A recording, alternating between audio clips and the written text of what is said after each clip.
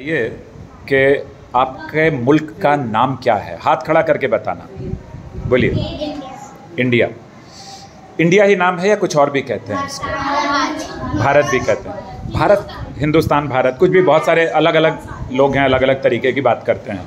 अब आप मुझे बताइए कि अगर मैं अपने फ़ायदे के लिए, आ जाइए, कम, ये हमारे साथ हैं, इनका नाम है सबरी वासा। ये है कि क्या सूरज ने या आफताब ने कभी छुट्टी ली है? क्यों छुट्टी नहीं ली? क्या पेड़ों ने कभी आपको ये कहा है कि हम आपको सांस या ऑक्सीजन नहीं देते? क्या पेड़ जिंदा हैं या मरे हुए हैं? क्या आपके पास में इसका सबूत है कि पेड़ जिंदा हैं? नहीं, पेड़ जिंदा हैं, इस बात का क्या सबूत है? अगर आप एक साथ बोलेंगे तो ऐसा लगेगा कौवे हैं सब। अगर आप एक, हाँ बोलो। वो बढ़ते हैं। शाबाश। क्या नाम है आपका? सफीना। खड़ी हो जाओ। क्या आपके पास इस बात का सबूत भी है कि बढ़ते हैं? और कौन उनको लगाता है? इसको किसने लगा दिया होगा यहाँ? हम लोग नहीं लगाए। अच्छा, तो कैसे लगाते हैं इसको? बीज रहती है। कितना बड़ा बीज होता होगा अंदाजन? छोटा सा बीज, और छोटे से बीज से इतना बड़ा दरख्त उग जाता है, इतना बड़ा पेड़ उगाता है। It grows with the help of the light, with the help of the air, with the help of the water and with the help of the ground। यानी ज़मीन, पानी, हवा, इन सब की रोशनी की मदद से पेड़ इतने बड़े हो जाते हैं। और हम भी, पर पेड़ को काटते हुए, जब हमने आर्य मिल कॉलोनी में मेट्रो का कोई बनाना था, कोई भी काम करना था, तो हमने 2000 से ज़्यादा पेड़ काट दिए, यानी हमने कत्ल कर दिए 2000। जिंदा इंसान को मार देना क्या होता है? मर्डर।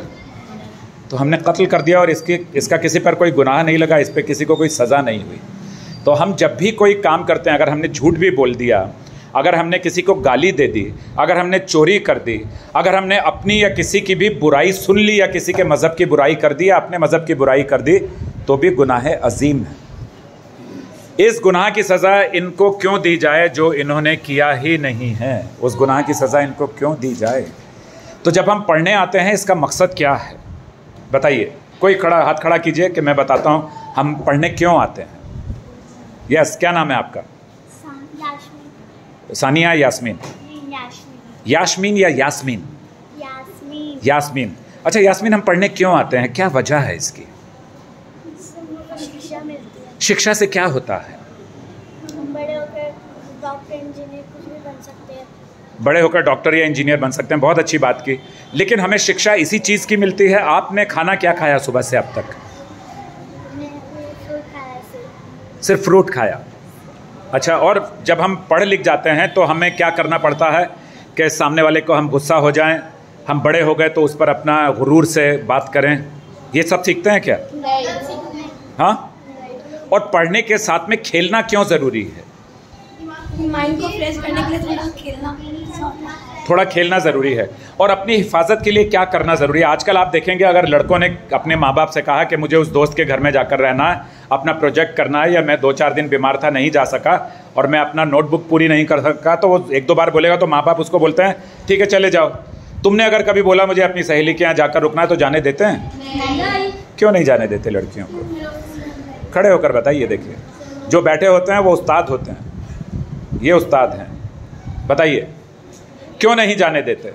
यही मेरी ट्रेनिंग है, ठीक है? आप बताओ। सर, वो मम्मी लोग को अपने इसलिए नहीं जाने देते कि लड़कियों को? हाँ, लड़कियों को कि लड़की लोग की बाहर हिफाजत नहीं होती, उसके लिए अब इस जमाना पर क्यों हिफाजत नहीं होती? क्या लड़कों की हिफाजत हो सकती है? लड़कों की भी आँख? पहली बात एक्चुअल में ना। अच्छा मुझे बताओ, आपकी आंखें कहाँ हैं? यहीं हैं या पीछे हैं? आपके कान यहाँ हैं और लड़कियों के वहाँ हैं? नहीं, सब जगह ऐसे ही हैं। खाना भी यहीं से, सोचना भी यहाँ से, आँख। तो फिर हिफाजत क्यों नहीं है फैज़? सर एक्चुअली ना, बॉयज़ लोग तो अपनी हिफाजत कर पाएंगे, लेकिन मम्मी पापा लोग को लगता है कि गर्ल्स लोग थोड़ा वीक होते हैं इसके लिए। अच्छा, मम्मी पापा को लगता है लड़कियां कमज़ोर होती हैं। उनकी जान भी लगी हुई थी जिसमें कि मेरी बच्ची गुम ना जाए। उनकी जान लगी है कि मेरी बच्ची गुम ना जाए, और बच्चा गुमेगा नहीं, क्योंकि लड़के अपनी हिफाजत खुद कर सकते हैं। यही हमारे समाज की सबसे बड़ी कमज़ोरी है, जिसको कहीं पढ़ाया नहीं जा सकता, क्योंकि इसको पढ़ाने की सिर्फ एक ही जगह है, और वो है घर, स्कूल नहीं। स्कूल में फिर भी आपके उस्ताद या टीचर या मिस, मैडम, सर जो भी बोलते हैं वो आपको सिखाते हैं, लेकिन मैं आपको सिखाऊंगा ये सारी चीज़ें। मिलिट्री का डिसिप्लिन जिस दिन आपने सीख लिया उस दिन आप गुनाहगारी से बच जाएंगे, बदनीयती से बच जाएंगे, बीमारी से बच जाएंगे, सामाजिक समस्याओं से बच जाएंगे। आपके कान बहुत मजबूत होंगे, बुरा सुनेंगे भी तो उसका असर आपके ऊपर नहीं होगा।